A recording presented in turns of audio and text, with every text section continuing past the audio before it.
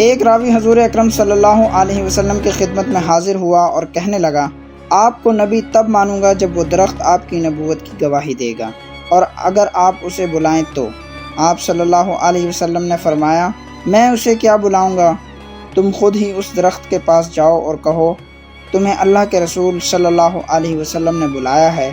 ناظرین، درخت خود کو گھسیٹتا ہوا محمد الرسول اللہ صلی اللہ علیہ وسلم کی خدمت میں حاضر ہو گیا۔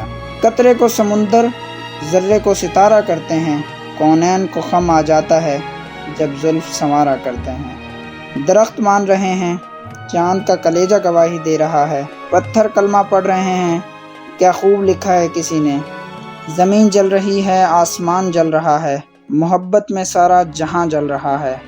کائنات کا ذرہ ذرہ حضور صلی اللہ علیہ وسلم کی عشق کی آگ میں جل رہا ہے اور آپ کے وصل کے لمحات کے لیے تڑپ رہا ہے۔ تاریخ گواہ ہے کہ جس اونٹنی پر آپ صلی اللہ علیہ وسلم سوار ہوا کرتے تھے، آپ کے وصال کے بعد اس اونٹنی نے چارہ نہیں کھایا اور رو رو کر اندھی ہو گئی۔